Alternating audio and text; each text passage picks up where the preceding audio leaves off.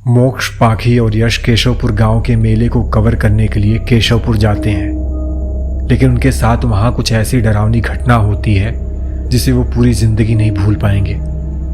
आज सुबह ही मेरी बात पाखी से हुई। मैं, तू और पाखी हम केशवपुर में होने वाले मेले में जा रहे हैं। मोक्ष, ये वही मेला है ना जो अघोरियों की वजह से सबके लिए अट्रैक्शन का सेंटर रहा है। इस मेले में नागा, साधु और अघोरी आते हैं ना? हाँ, बिल्कुल सही कहा यश। केशवपुर में जहाँ मेला लगता है वहीं एक जंगल भी है। ऐसा सुना है वहाँ ये साधु और अघोरी अपनी तंत्र विद्या या शक्ति पाने के लिए पूजा पाठ भी करते हैं। मैंने एक आर्टिकल भी पढ़ा था। वो जंगल बहुत ही डरावना है। दिन के अंधेरे में भी गांव वाले वहाँ जाने से डरते हैं। वहाँ से साधु या अघोरियों का एक भी इंटरव्यू कोई नहीं ला पाया है आज तक। हम दोपहर तक केशवपुर पहुँच जाएंगे। थोड़ी बहुत बात या इन्फॉर्मेशन गाँव वाले लोगों से लेंगे। रात में मेले और जंगल की कुछ रिकॉर्डिंग करेंगे और सुबह होने से पहले उस गांव से निकल जाएंगे। मोक्ष, पाखी और यश केशवपुर पहुंच गए थे। मोक्ष बोलता है, पाखी और यश, हम तीनों को अलग होकर यहाँ से कवरेज शूट करनी चाहिए। हाँ, बिल्कुल सही कह रहे हो तुम मोक्ष, लेकिन अघोरी से बात और सवाल जवाब। अगर हम अघोरी को मना लेते हैं इंटरव्यू के लिए तो हम तीनों अलग अलग एंगल से शूट करेंगे। फिलहाल हमारा फोकस एक ही अघोरी पर होना चाहिए। कुछ देर तक गांव के लोगों से बातचीत में शाम हो जाती है। अब धीरे धीरे सब मेले में आना शुरू हो गए थे, लेकिन जो मेले की खासियत थी वे थे नागा, साधु और अघोरी। वो भी धीरे धीरे मेले में आना शुरू हो गए थे। आसपास हर जगह ये अघोरी बाबा बैठे अपने में ही मस्त थे। वहीं कुछ अघोरी गांव वालों की समस्या सुनकर उनके कुछ उपाय बता रहे थे। किसी तरह यश और मोक्ष ने दो अघोरी बाबा को सवाल जवाबों के लिए मना लिया। तैयार किए गए सवालों का जवाब पाकर कुछ ही देर में इंटरव्यू पूरा हो गया। बस बाकी रह गया था जंगल को कवर करना। यश, तुझे पाखी कहाँ इस बारे में कुछ पता है? 1 घंटे से मैंने उसे नहीं देखा। तभी पीछे से एक आवाज आती है। मोक्ष और यश, कुछ लोगों से पता चला है कि आज इन साधुओं में से कोई अपनी शक्ति से कुछ करने वाला है जंगल में। तंत्र शक्ति से कोई अनुष्ठान या पूजा। हमें वो कवर करना चाहिए। ये कहते हुए पाखी जिद करने लगती है। ऐसी गुस्ताखी करने की कोशिश बिल्कुल मत करना। जो चीज दुनिया से परे है उसमें झांकने की कोशिश बिल्कुल मत करना, अन्यथा मौत ही मिलेगी। इतना कहते ही वो अर्धनग्न कपड़ों में खड़ा कपाली अवघड़, जिसके पूरे बदन पर राख, एक हाथ में त्रिशूल और दूसरे हाथ में चिलम था, लाल बड़ी सी आंखें, लंबे नाखून और लंबे बाल, जो किसी राक्षस से कम नहीं लग रहा था, वो चेतावनी देते हुए सामने से निकल गया। ये हमें डरा कर गया है चेतावनी देकर। अब तो हमें जरूर देखना चाहिए कि जंगल में ये करते क्या हैं। थोड़ी देर बाद मेले से सब जा चुके थे। हम तीनों के अलावा कोई नहीं था वहां। आधी रात हो चुकी थी। वहां बिल्कुल सन्नाटा था। हम तीनों जंगल के बाहर एक पेड़ के पीछे छुपकर बस एक आहट का इंतजार कर रहे थे।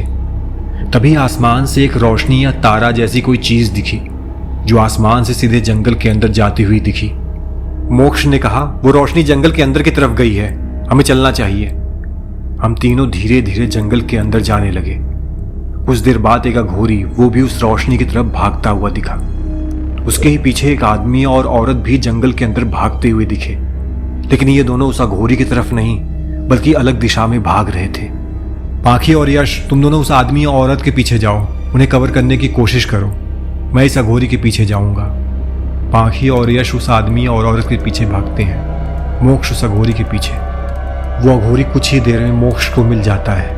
वो एक लाल रंग के घेरे में बैठा मंत्र पढ़ रहा था, जहाँ एक खोपड़ी, सितारे के आकार का चिन्ह, जिसके बीचों बीच एक मटका रखा हुआ था, जिस पर एक बड़ा सा दिया जल रहा था। ये कुछ अलग था।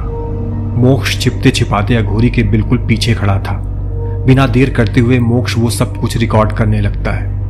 वो अघोरी मंत्र बोलते हुए अपनी पूजा जारी रखता है। जा ए बाढ़, मैं तुझे उसकी जान लेने के लिए छोड़ रहा हूं। जा और उसकी जान लेकर आ।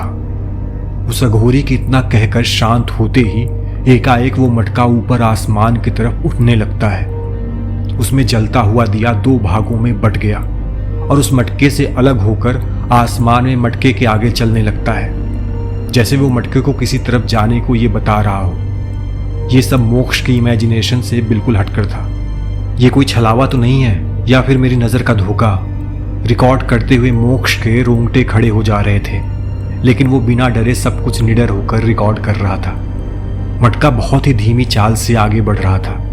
क्या लॉजिक है इसमें? समझ न आने पर मोक्ष जमीन से एक पत्थर उठा लेता है और उस मटके की तरफ फेंक देता है। पत्थर लगने की वजह से वो मटका टूट कर नीचे गिर जाता है। वो रोशनी जो मटके से अलग होकर चल रही थी वो अब नीचे की तरफ धीरे धीरे आने लगती है। अघोरी समझ जाता है कि किसी ने उसकी पूजा भंग कर दी, इसलिए जिस दिशा से पत्थर मटके की तरफ आया था उसी दिशा में वो मुड़ जाता है, जहां उसे मोक्ष रिकॉर्डिंग करता हुआ दिख जाता है। मूर्ख, ये क्या कर दिया तूने? मैंने चेतावनी दी थी ना, फिर भी तेरी जिज्ञासा खत्म नहीं हुई। तूने मेरे छोड़े हुए बाण को खंडित कर दिया।